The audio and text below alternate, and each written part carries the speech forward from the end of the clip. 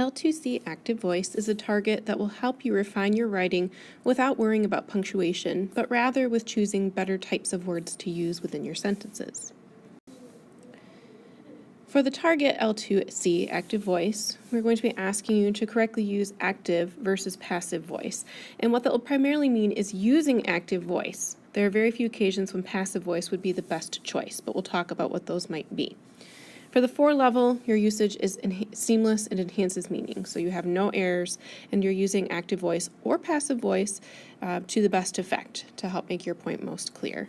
At the 2 level, there are some errors or you're inconsistent. At the 1 level, you tried, but you are just incorrect. Just on your way. So we need to understand the difference between active and passive voice before we can know how to use each one.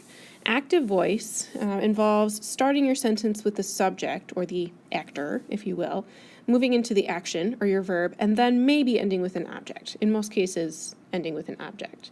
Passive voice, on the other hand, starts with the object, or the person or item which is receiving the action. Then there's the action, and then it talks about who is actually doing the action. Because of this, passive voice requires helping verbs like to be or to have. And then you can see some of their formations there: is, was, am, has, had, etc. Active voice, on the other hand, will utilize fewer words because you don't need helping verbs. And because of that, active voice tends to be more engaging. Passive voice tends to be harder to follow because of the extra words. 2 examples here. Active voice, we might say the tiger devoured the hunter. The tiger is the subject. What is he doing? He's devouring the hunter, who is the object. Passive voice would have that flipped. The hunter is the object, and he was devoured, so we've got our helping verb to be, by the tiger. Notice we have extra words here to make up for the fact that we've flipped the order. A few more examples of what shifting from passive to active can do for you. Passive, he was hit by the boxer, can become the boxer bludgeoned him, or the boxer hit him. Fewer words, stronger sentence, gives a better image. We have the actor first in our mind, and we can see exactly what he is doing. The pedestrian was run over by the school bus, can go to the school bus smashed the pedestrian. I had an argument with the referee can become I argued with the referee. Now this last example might be a case where you would think about using passive versus active depending on what your goal was. If you are trying to avoid taking the blame, passive voice can be the way to go.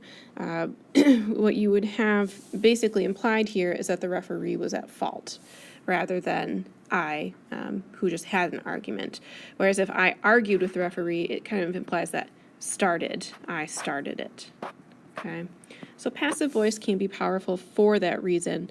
It can offer up basically a way to hide the blame, if you will. If you are a politician or a lawyer, that can be to your advantage.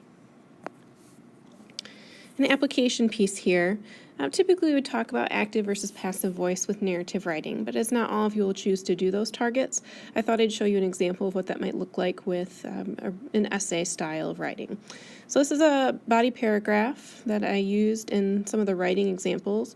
I'm going to read through it to first look for the different verbs that are being used, identify them as passive or active, and then consider any revisions that I would need. The American economy needs both college graduates and vocational specialists. We have the verb needs describing what the economy is doing. According to a study done by the Organization for Economic Cooperation and Development, by 2018, nearly 1/3 of American job openings will require vocational training. Will require becomes our verb there. 1/3 is a significant number of positions, and the nation's ability to fill them, or not, could have long-ranging effects on our economy.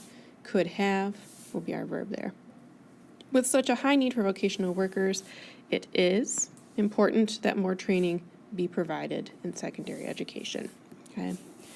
Needs is already an active. The economy is what needs. So we've got our subject leading to our verb right off the bat. When we look at our next example, American job openings will require. We are dealing with a helping verb here with will. So then the question becomes, do we want to switch a new order to get rid of that? But job openings is the main focus of the sentence here, so this might be a case where it's okay to utilize a helping verb. We don't want to take away the emphasis on job openings, because job openings is what's going to grab people's attention as far as needing to add in vocational training. Job openings is our hook, essentially. 1/3 is a significant number. Is working alone here. This is just a regular verb use of to be, so it's inactive already. And the nation's ability to fill them could have. So we do have a helping verb going on here, but again, do we want to switch this or not? The nation's ability to fill them is our key focus here, so in this case, it might be okay to use passive. We want to keep that in its current location. And then with it is important. This is just working as its own here. Be provided, we have a helping verb here. We could consider switching this around if we look at this whole phrase.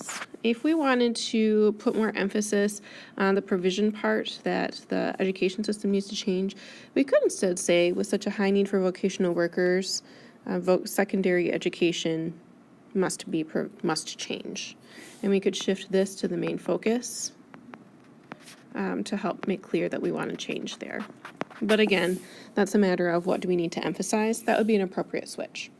So that's just one example of how you might take a look at essay style writing for active versus passive voice. But again, this particular target is more applicable to your narrative writing for W3.